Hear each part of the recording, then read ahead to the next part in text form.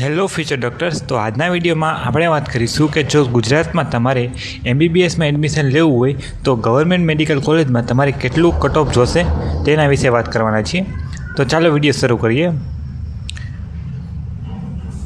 જો તમારે government medical કોલેજમાં એડમિશન લેવું હોય તો તમારે કેટેગરી વાઇઝ કટ ઓફ આ મુજબ રહેવાનું છે, પરંતુ આ કટ ઓફ તમારું એક્સપેક્ટેડ રહેવાનું છે। જો તમારે આ કટ ઓફમાં પ્લસ ઓર માઇનસ 10થી 15 માર્કનો તફાવત જોવા મળી શકે છે, તો તમારું કેટેગરી વાઇઝ કટ ઓફ આ મુજબ રહેવાનું છે।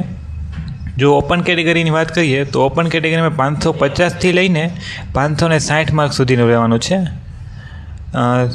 અને તેમાં સેફ સ્કોર 560 પ્લસ રહેવાનો છે। અને બોર્ડર લાઇનની વાત કરીએ એટલે કે જે વિદ્યાર્થીઓ બોર્ડર લાઇન પર રહેશે તેમની વાત કરીએ તો તેમને 550થી લઈને 560 સુધીનું રહેવાનું છે। ઈડબ્લ્યુએસ કેટેગરી માટે તમારે 545થી લઈને 555 સુધીનું રહેવાનું છે કટ ઓફ। 555 પ્લસ હશે તે બધા વિદ્યાર્થીઓ સેફ સ્કોરમાં આવે છે। ઓબીસી કેટેગરી માટે તમારે 540થી લઈને 550 માર્ક સુધીનું રહેવાનું છે, અને એસસી કેટેગરી માટે તમારે 485થી લઈને 495 માર્ક સુધીનું કટ ઓફ રહેવાનું છે।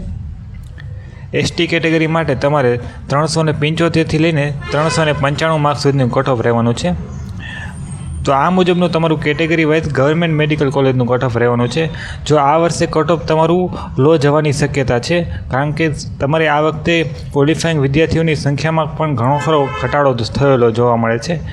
તો આ પ્રકારનો વિડીયો તમને આ ચેનલ ઉપર મળી રહેશે। તો આવા જ વિડીયો જોવા માટે અમારી ચેનલ સબસ્ક્રાઈબ કરો, અને આ વિડીયો તમને કેવો લાગ્યો જરૂરથી કમેન્ટમાં જણાવજો। Thank you for the watching.